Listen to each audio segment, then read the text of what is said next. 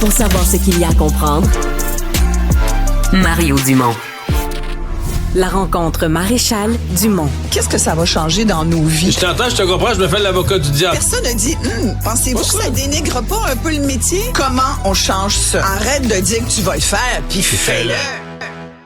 Bonjour Isabelle. Bonjour Mario. Toute la discussion autour des tarifs de Trump. Mais ce matin, j'ai ouvert l'émission à 6 heures. Je faisais remarquer à nos auditeurs le journal Le Monde, le grand journal français.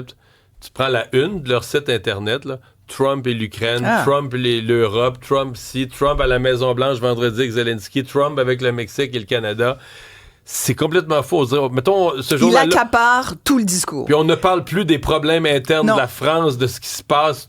C'est comme... Et chez nous, c'est la même chose, chez nous, mais là, chez nous, on est frappé direct d'un coup de masse dans le front un matin. C'est sûr qu'on parle de ça. Exactement. Et effectivement, tu as raison de soulever ce point-là, parce que pendant qu'on s'occupe de Donald Trump et qu'on essaie de voir comment pallier à tout ce qu'il nous impose, il prend toute la rhétorique, il occupe tout l'espace, mais pendant ce temps-là, on n'est pas dans l'innovation, on n'est pas dans le règlement des enjeux qui nous préoccupent depuis plusieurs années. Donc, il y a comme un statu quo de tous nos dossiers. Ouais. Exactement. Mais il est comme la pandémie, en fait. Il est comme un... Tout à fait.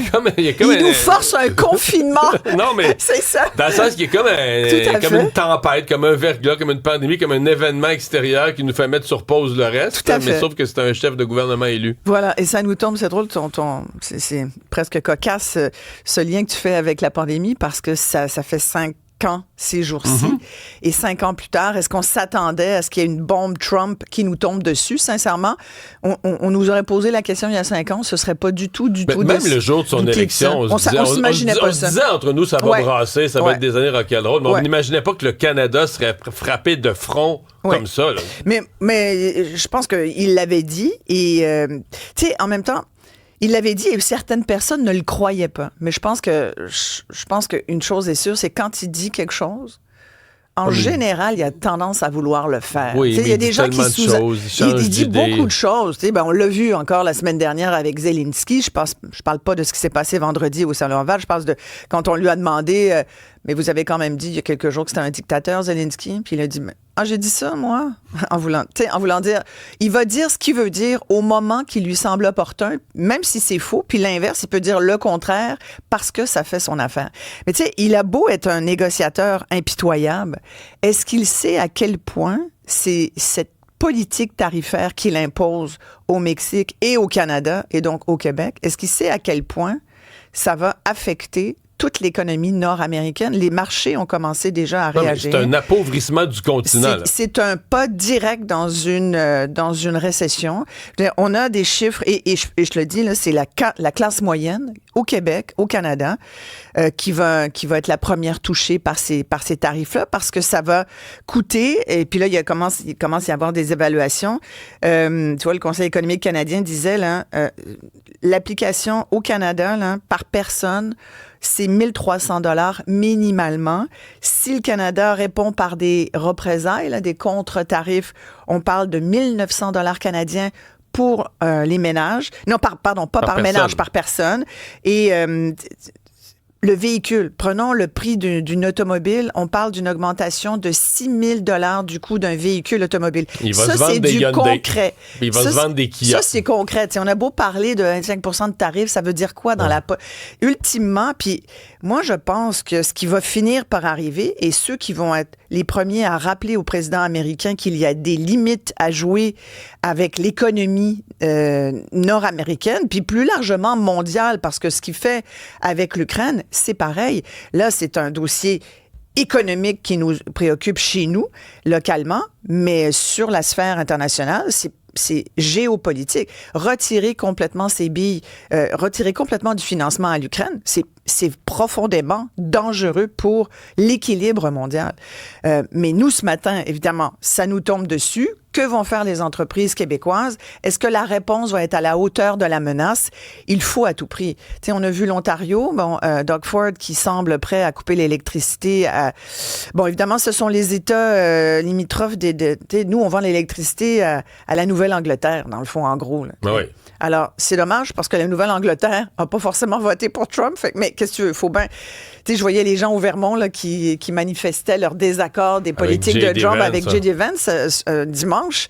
Le vice-président était allé faire du ski. Pas sûr qu'il y retourne, là, mais non, il n'a pas été très bien accueilli au Vermont. Il n'a pas été du tout bien accueilli. Puis pour le moment, il y a encore une majorité d'Américains, si on se fie au sondage, qui sont en faveur de ces politiques-là et qui pensent les tarifs. À coup de fake news que ce que Donald Trump fait, c'est une bonne idée. Bien là, ça commence à changer un peu, mais ça dépend des États. Puis le peu de... Mais sur les tarifs, là, quand ça a été posé comme question, il y a une majorité d'Américains qui sont inquiets de ça, qui pensent que ça va créer de l'inflation chez eux. Bien, la journée où ils vont payer 2 fois le prix pour du papier de toilette, ils vont commenter. Tu sais, quand ça touche ta bourse... Puis la reconstruction de villes comme Los Angeles qui a brûlé avec du bois 25% plus cher. Oui, mais là, tu parles d'État démocrate. C'est toujours les chialeux, tu comprends? Fait que pour Donald Trump, c'est pas sa clientèle. Lui, il parle aux MAGA. Mais c'est important de leur situer ça, parce que pour lui, ce sont des gestes politiques. Moi, je te dis, là, un jour... Avant qu'il s'en aille, il va nous dire qu'il veut rester. Puis il pourrait s'arranger pour changer la loi pour que le... Pour un troisième mandat, mon Dieu, ça c'est un autre sujet, on n'a pas le temps ce matin, mais je suis sûr de ça. Ouais. On pourra en parler, je suis tellement d'accord que ça va arriver, ce sujet-là, c'est sûr qu'il va semer cette graine-là. Mais on n'en parlera pas aujourd'hui, mais ça fait partie de tout ça.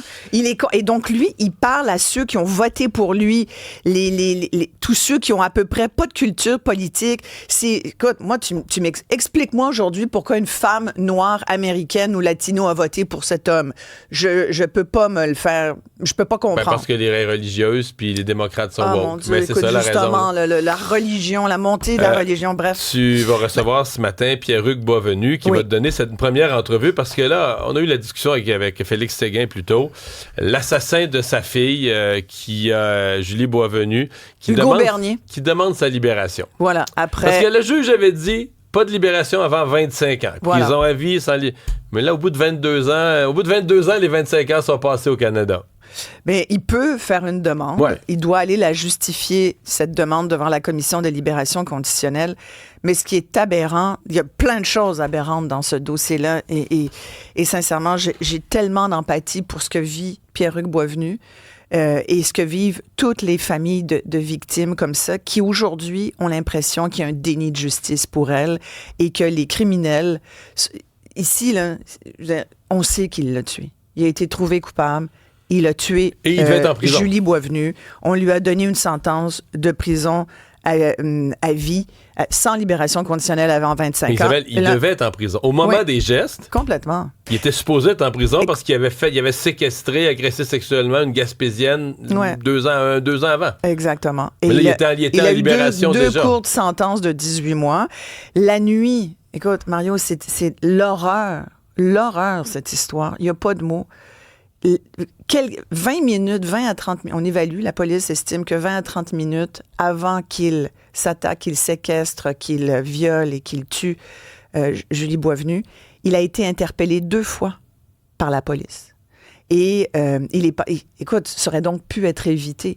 Mais il s'est fait passer pour son frère. Il a dit que son frère qu'il était pas lui, mais son frère. Mais c'était sa voiture à Hugo Bernier, qui était donc un récidiviste qui aurait jamais dû être. Mais la police a cru que c'était le frère. Tu sais, dans la catégorie, là, il y a une responsabilité ici de la police, à mon avis. Là.